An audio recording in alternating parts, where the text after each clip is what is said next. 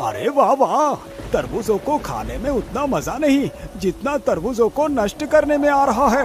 यहाँ पर आकर मैंने कोई भी गलती नहीं की। यहाँ पर तो कितनी सारी फसलें खड़ी है खाने के लिए। वो सुअर जंगल से भाग कर आया था। वो प्रत्येक दिन लोगों की फसलों को बर्बाद कर रहा था।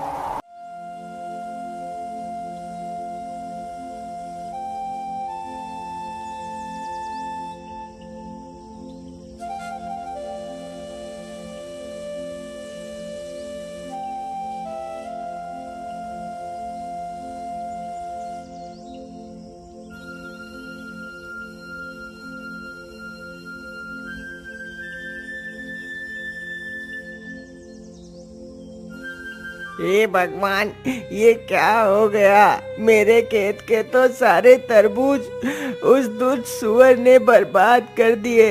अब मैं क्या करूंगा? अपना पेट कैसे पालूंगा? इन तरबूजों को बेचकर ही मैं अपना घर चला रहा था, परंतु उस दुष्ट ने मेरा सारा खेत बर्बाद कर दिया।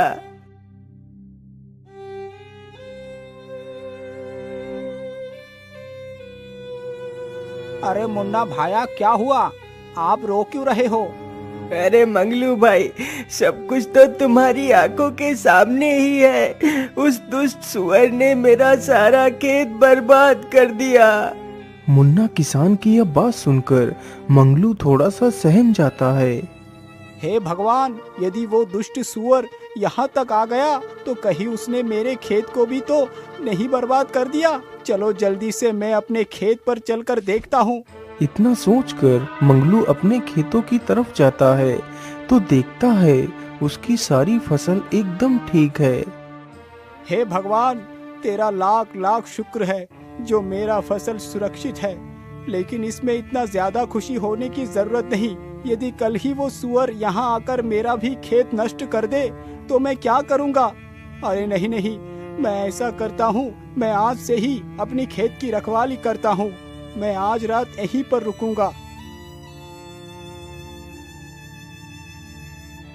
रात होते ही मंगलू एक चारपाई पर बैठकर अपने खेत की रखवाली करने लगता है।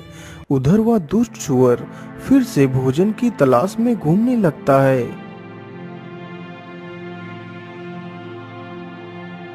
इधर तो खाना दिखाई नहीं दे रहा। मैं ऐसा करता हूँ, उधर को ही चलता हूँ जहाँ कल ढेर सारे तरबूज खाए थे। इतना सोचकर सुअर उधर को ही चल देता है जिधर मुन्ना का खेत था। रास्ते में ही मंगलू का भी खेत पड़ता था जिसमें मंगलू ने खरबूजे बो रखे थे। अरे वाह, इधर से कितनी अच्छी खुशबू आ रही है। चलो इधर को ही चलता हूँ।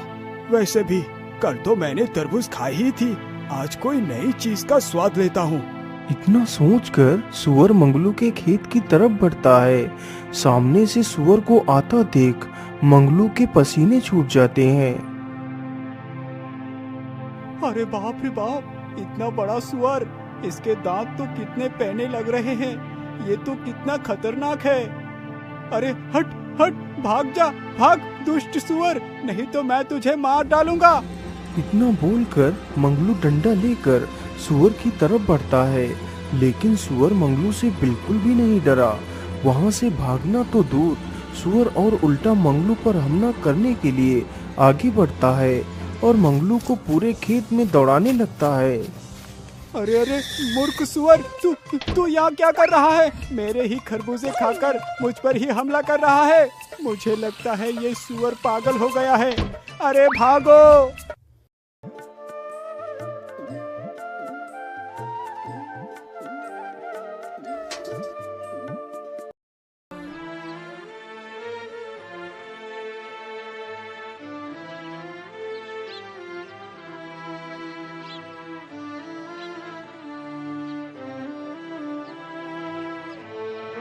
हे भगवान, ये सब क्या हो गया?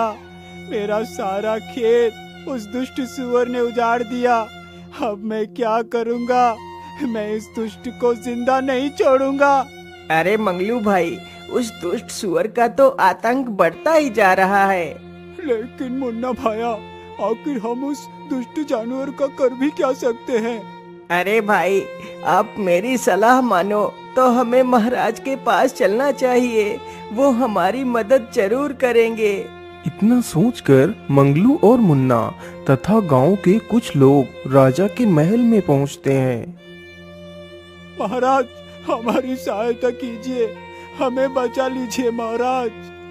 अरे आप लोग शांत हो जाइए, बोलिए आप लोगों की क्या तकलीफ है। राजा के पूछने पर गांव के सभी लोग बारी बारी से राजा को उस सुअर के बारे में बताते हैं। आप लोग शांत हो जाइए। मंत्री जी, उस सुअर ने जिस जिस को भी नुकसान किया है उसे 10-10 सोने की मोहरें दे दी जाए और पूरे राज्य में ये घोषणा करवा दो, जो कोई भी उस सुअर को जिंदा या मुर्दा लाकर मुझे देगा तो मैं उसे मुंह मांगा इनाम दूंगा। राजा का आदेश होते ही सैनिक पूरे राज्य में घूम घूम कर घोषणा करने लगते हैं। सुनो सुनो सुनो, हमारे राज्य में एक दुष्ट सुअर घुस आया है। यदि कोई भी इंसान उस सुअर को जिंदा या मुर्दा पकड़कर महाराज के सामने पेश करेगा तो महाराज उसे मुंह मांगा इनाम देंगे। सुअर इतना ज्यादा खतरनाक था कि किसी की भी हिम्मत नहीं हुई कि उसे पकड़ने के लिए जाए और अपनी जान जोखिम में डाले।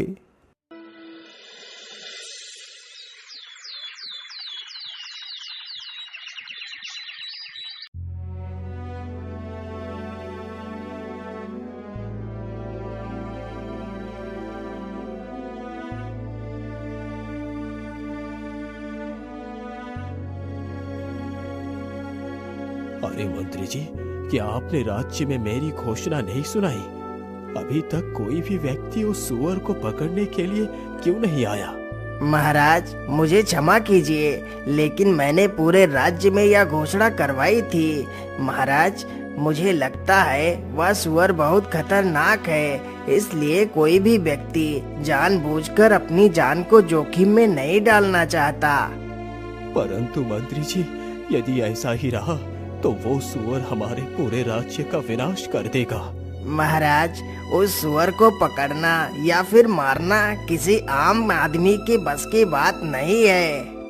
मंत्री जी, मुझे लगता है मुझे अपनी शर्त को बदलना होगा। इसीलिए मंत्री जी, तुम जाओ और पूरे राज्य में ये घोषणा कर दो, यदि कोई भी मुझे उस सुअर को जिंदा या मुर्दा पकड़ कर देगा तो मैं उसे अपना आधा राज्य तथा अपनी राजकुमारी की विवाह भी उसी वीर के साथ करवा दूंगा। सुनो सुनो सुनो, राजा ने अपनी शर्त बदल दी है। अब यदि कोई इंसान उस सुअर को जिंदा या मुर्दा लाकर राजा को देगा तो राजा उसे अपना आधा राज्य दे देगा तथा अपनी पुत्री का विवाह उसी के साथ कर देगा।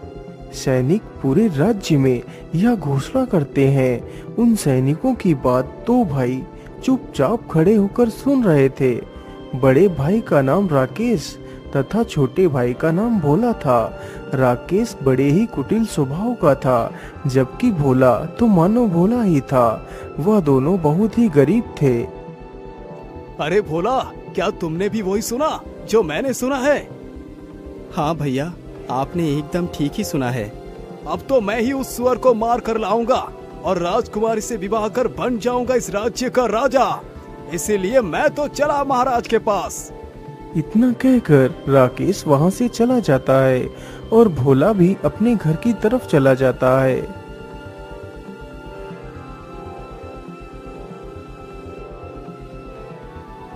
महाराज, मैं लाऊंगा उस दुष्ट सुअर को मारकर। राजकुमारी से तो सिर्फ मैं ही विवाह करूंगा। आप विवाह की तैयारी कीजिए महाराज, मैं जल्द ही वापस आऊंगा। इतना बोलकर राकेश जंगलों की तरफ चला जाता है। उधर उसका छोटा भाई भोला अपने बीमार पिता को सारी बात बताता है। पिताजी, इसके अलावा हमारे पास और कोई दूसरा रास्ता नहीं। ऐसे तिल तिल मरने से अच्छा है कि कोई वीरता भरा कार्य करता हुआ मर जाऊं। पुत्र, तुम ऐसा क्यों बोल रहे हो? तुम अपने आप को ही क्यों कोसते रहते हो? पिताजी, और मैं क्या करूं? एक बेटा होने का मैं कोई भी फर्ज नहीं निभा पा रहा। यदि मैं आपका दवाई भी नहीं ला पा रहा तो मैं कैसा बेटा हूं पिताजी? भैया तो कुछ भी नहीं करते, दिन भर इधर उधर घूमते रहते हैं। मैं अकेला घर नहीं चला पा रहा पिताजी, मैं क्या करूं? पुत्र, तुम दुखी मत हो, भगवान पर भरोसा रखो, सब कुछ ठीक हो जाएगा।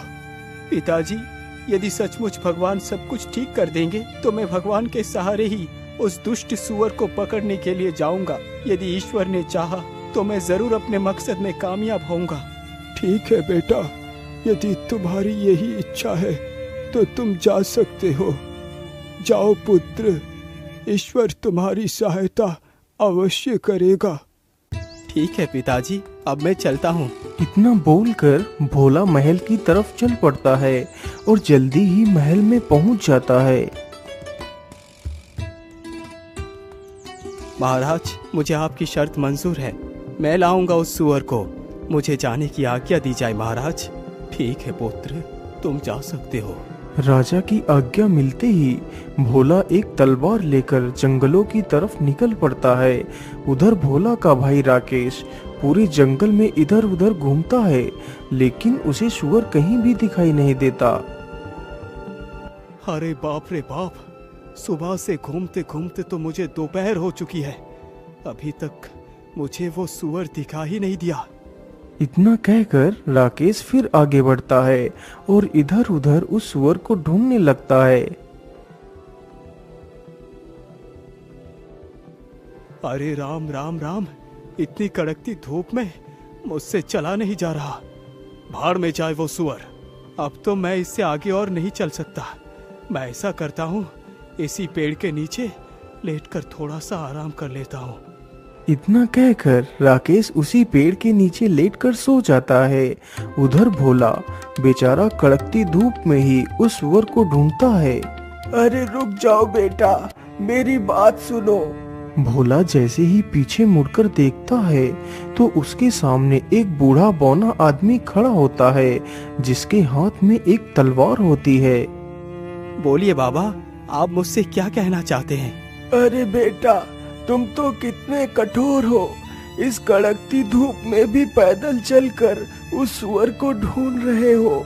वाकई तुम तो कितने परिश्रमी हो, इसलिए मैं तुम्हें कुछ देना चाहता हूँ पुत्र। बोलिए बाबा, आप मुझे क्या देना चाहते हैं? बेटा, तुम मेरी इस तलवार को ले लो। यह तलवार बहुत शक्तिशाली है, इसके वार से आज तक कोई भी शत्रु नहीं बच पाया। लेकिन बाबा, आप हो कौन, और आप ये तलवार मुझे क्यों दे रहे हैं, जबकि आप खुद इस तलवार से उस दुष्ट सुअर को मारकर राजा से बहुत कुछ प्राप्त कर सकते हैं। बेटा, मैं यहीं पास के गांव में ही रहता हूँ। जब मुझे पता चला कि तुम उस सुअर को मारने के लिए जा रहे हो, तो मैंने सोचा कि क्यों ना मैं इस तलवार को तुम्हें दे दूं, क्योंकि बेटा अब तो मैं बूढ़ा हो चुका हूँ और मैंने अपनी सारी जिंदगी जी ली है, लेकिन अभी तुम्हारी तो सारी जिंदगी पड़ी है जीने के लिए। इसलिए बेटा, मुझसे ज्यादा तुम्हें इस तलवार की जरूरत है, इसलिए तुम इस तलवार को रख लो। ठीक है बाबा, लाइए, मुझे अपनी तलवार दे दीजिए। अच्छा बाबा, अब मैं चलता हूँ। इतना कहकर भोला हाथ में तलवार लेकर जंगल में आगे बढ़ता है। भोला चलते चलते एक गुफा के पास पहुंचता है। अरे ये क्या, यहाँ पर तो किसी जानवर के पैर के निशान हैं। कहीं ये निशान उस सुअर के तो नहीं है? हाँ, जरूर ये निशान उस सुअर के ही है। चलो, मैं इस गुफा के भीतर चलकर देखता हूँ। इतना कहकर भोला गुफा के भीतर घुस जाता है। ये गुफा तो कितनी डरावनी है, आखिर वो सुअर कहाँ पर हो सकता है? अरे इधर से तो किसी की आवाज आ रही है, कहीं इस ओर ही तो वो सुअर नहीं है? इतना कहकर भोला उसी ओर चल पड़ता है जिस ओर से वह आवाज आ रही थी। कुछ दूर चलते ही भोला देखता है कि वह जंगली सुअर कुछ तरबूज और फलों को खा रहा है। अरे दुष्ट सुअर, तू गांव वालों को तकलीफ देकर आराम से यहाँ पर मस्ती कर रहा है, मैं तुझे जिंदा नहीं छोड़ूंगा। इतना कहकर भोला सुअर की तरफ बढ़ता है। सुअर भी इतना खूंखार था कि वह भी भोला पर हमला करने के लिए उसकी तरफ बढ़ता है। सुअर जैसे ही भोला के ऊपर छलांग मारता है, तभी भोला अपनी तलवार को सुअर के सीने में उतार देता है। इस प्रकार वह दुष्ट सुअर भोला के हाथों मारा जाता है। सुअर तो मर गया, चलो अब इसे अपने कंधों पर उठाकर ले चलता हूँ। इतना कहकर भोला उस सुअर को अपने कंधों पर लाद कर चल देता है।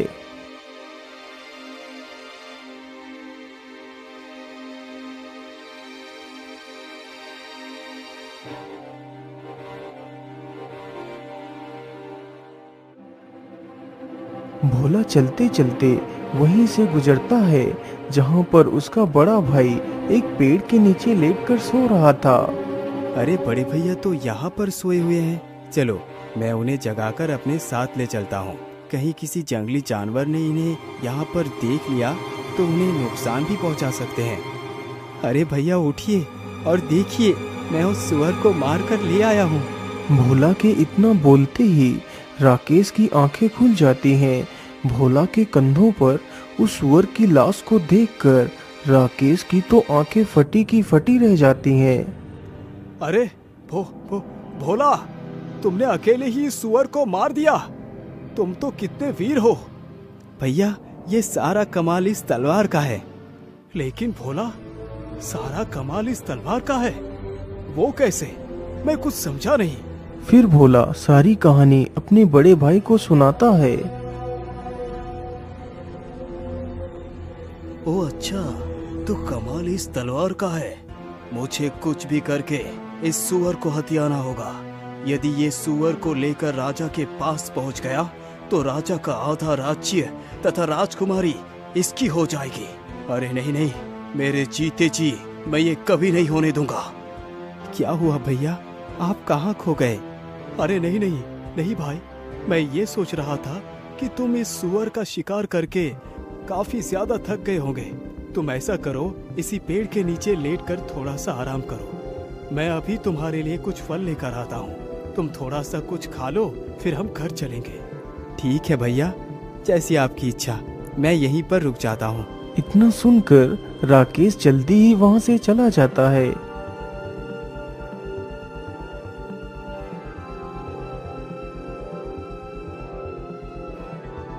राकेश चलते चलते एक आम के पेड़ के पास पहुंचता है। अरे वाह, इसमें तो कितने सारे आम लगे हुए हैं। चलो इसी में से कुछ आम तोड़ लेता हूँ। राकेश तुरंत ही एक पत्थर उठाता है और पेड़ पर फेंकता है तो कुछ आम टूटकर नीचे गिर जाते हैं।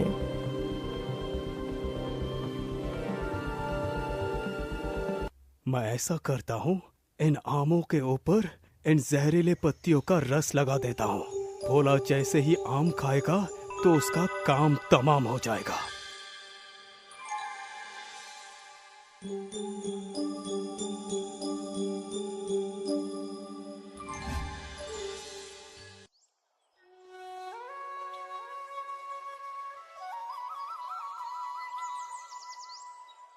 अरे भोला, उठो उठो, देखो मैं तुम्हारे लिए फल तोड़ कर ले आया हूँ।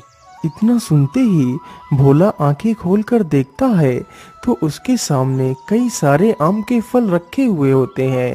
तो भोला उसमें से एक आम का फल उठा लेता है। भैया आप भी खाइए ना, आप चुपचाप क्यों बैठे हैं? अरे नहीं नहीं भाई, मैं ये फल नहीं खा सकता। ये फल तो मैं सिर्फ तुम्हारे लिए लाया हूँ। मैं तो पेड़ के पास बैठकर ढेर सारे फल खाकर आया हूँ। अब तो मेरे पेट में बिल्कुल भी जगह नहीं बची है कि मैं कुछ और खाऊं। अच्छा ठीक है भैया, मैं कुछ फल खा लेता हूँ और कुछ फल पिताजी के लिए भी ले चलता हूँ। भोला तुरंत ही आम के फलों को खाने लगता है। भोला ने अभी मुश्किल से एक ही आम का फल खा पाया था। अरे भैया, ये कैसा आम था? इसे खाकर तो मुझे चक्कर से आने लगे हैं। इतना कहकर बेचारा भोला जमीन पर गिर जाता है। अरे वाह वाह, भोला तो गया काम से। अब तो मैं बनूंगा राजा। चलो मैं ऐसा करता हूँ, इसकी लाश को कहीं दूर झाड़ियों में दफना देता हूँ।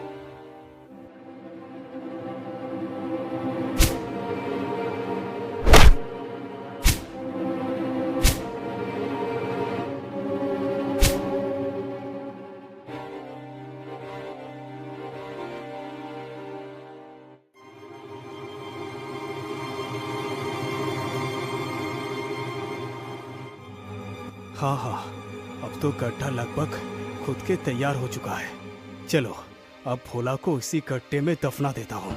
राकेश तुरंत ही भोला का एक हाथ पकड़कर उसे खींचता हुआ गड्ढे के पास ले जाता है और उसे गड्ढे में गिरा देता है। फिर उसके ऊपर मिट्टी डालने लगता है। कुछ देर में ही राकेश ने भोला को मिट्टी से ढक दिया। राकेश जल्दी ही उस मृत सुअर को अपने कंधे पर रखता है और महल की तरफ चल देता है। राकेश चलते चलते जल्दी ही महल में पहुंच जाता है। राजा राकेश के कंधे पर लदे उस सुअर को देखकर आश्चर्य में पड़ जाता है। आखिर इसके जैसा मूर्ख और घमंडी इंसान मेरा दामाद बनेगा। यदि मैंने अपना राज्य इसके हाथों में सौंप दिया तो मेरे सारे राज्य का विनाश ये खुद ही कर देगा। अब क्या करूं? मैं अपने वचन से पीछे भी नहीं हट सकता। क्या हुआ महाराज, आप किस चिंता में डूब गए? आपने अभी भी विवाह की तैयारी नहीं की? अरे बेटा, मैं तुम्हारा विवाह अपनी पुत्री से अवश्य कराऊंगा, लेकिन अभी नहीं। पंडित जी ने बताया है अभी 7 दिनों तक मुहूर्त अच्छा नहीं है, इसीलिए हम तुम्हारा विवाह और अपना आधा राज्य इन 7 दिनों के बाद ही देंगे। ठीक है महाराज, मुझे इससे कोई भी आपत्ति नहीं। मैं 8वें दिन ही दूल्हा बनकर अपनी राजकुमारी तथा अपने आधे राज्य को लेने आऊंगा। इतना बोलकर राकेश वहां से वापस चला जाता है। बेटा राकेश, तुम्हारा भाई भोला अभी भी लौटकर क्यों नहीं आया? वो भी तो सुअर का शिकार करने के लिए गया था। अरे पिताजी, आप मेरा दिमाग क्यों खा रहे हैं? मुझे क्या पता भोला कहाँ गया। आप खुद ही चले जाइए और भोला को ढूंढ कर ले आइए। लेकिन बेटा, तुम तो अच्छी तरह जानते हो कि मैं उठ चल नहीं सकता। बेटा, तुम खुद जाकर देख आओ तुम्हारा भाई कहाँ है। पिताजी, मैं कहीं नहीं जाऊंगा। यदि वो वापस नहीं आया तो इसका मतलब उसे किसी जंगली जानवर ने खा लिया होगा। अरे नहीं नहीं बेटा, तुम ये कैसी बातें कर रहे हो? तुम इतने कठोर मत बनो। ये मत भूलो कि वो तुम्हारा ही भाई है। बेटा, बुरे वक्त में एक भाई ही दूसरे भाई का सहारा बनता है।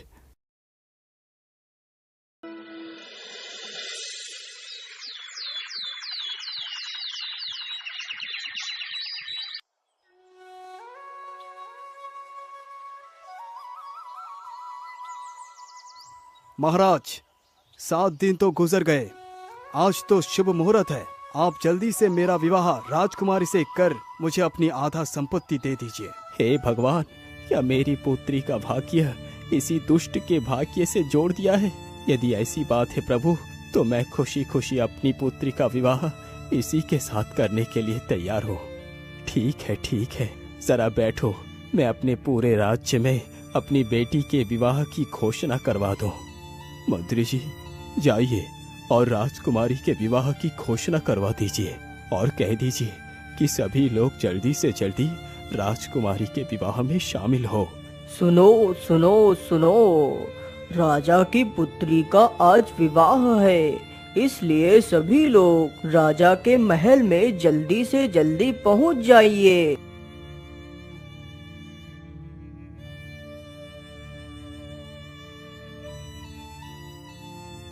रुक जाइए पंडित जी, ये विवाह नहीं हो सकता।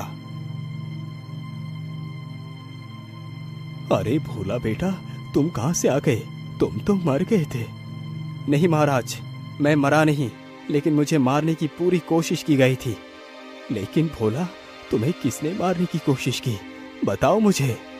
महाराज, मुझे मारने वाला कोई और नहीं बल्कि मेरे बड़े भैया ही है।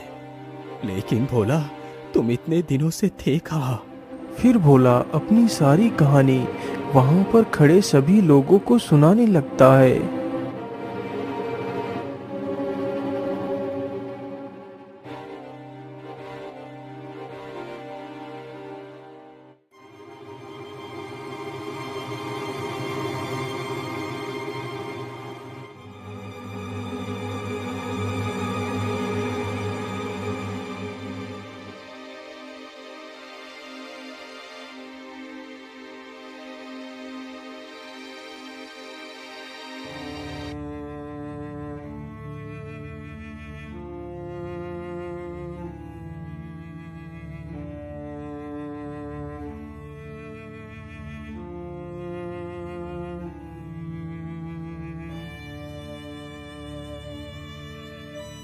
अरे मेरी एक बकरी कहाँ चली गई?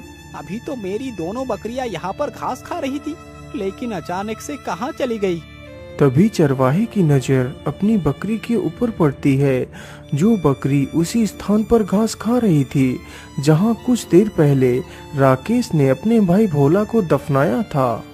अरे मेरी बकरी तो वहाँ पर है, चलो उसे वहाँ से इधर को ले आता हूँ।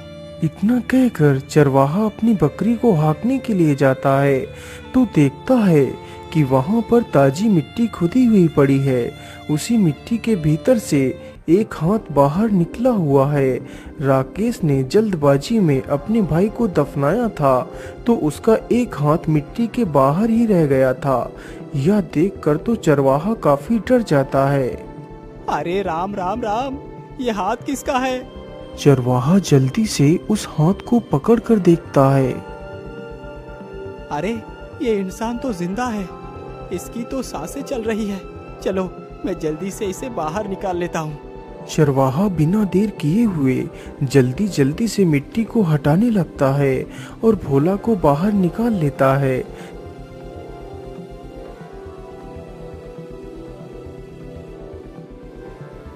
अरे भाग्यवान, तुम जरा इसका ध्यान रखना, मैं अभी वैद्य जी को बुलाकर ले आता हूँ। चरवाहा तुरंत ही वैद्य के घर जाता है। वैद्य जी जल्दी से हमारे साथ चलिए, मुझे एक युवक बेहोशी के हालत में मिला है, आप जल्दी से चलकर उसे देख लीजिए। चरवाहे की यह बात सुनकर वैद्य उसके घर जाकर देखता है तो भोला की सांसें चल रही होती हैं, लेकिन उसे होश नहीं आया हुआ होता है। अरे भाई, मैं तुम्हें एक औषधि देता हूँ, तुम उस औषधि को पीसकर रोज इसके तलवों पर मलना। यदि ईश्वर ने चाहा तो यह युवक जल्दी ही ठीक हो जाएगा।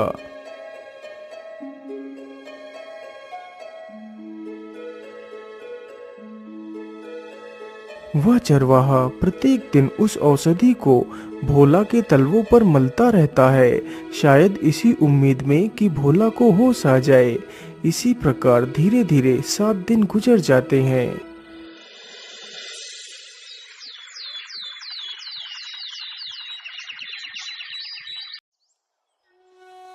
अरे भाग्यवान, तुम कहाँ हो? तुम कहाँ हो भाग्यवान? अरे क्या हुआ? आप इतना हाफ क्यों रहे हैं? बताइए क्या बात है? अरे भाग्यवान, आज राजा की पुत्री का विवाह है और जिसके साथ राजकुमारी का विवाह होने जा रहा है उसका नाम राकेश है। तुम जल्दी से तैयार हो जाओ, हमें अभी निकलना है। उन दोनों पति पत्नी की यह बातें जब भोला के कानों में पड़ती हैं तो उसे होश आ जाता है। अरे भाग्यवान, देखो इसे होश आ गया, हमारे मेहनत रंग लाई। भाग्यवान, तुम कौन हो युवक, और तुम्हारा क्या नाम है?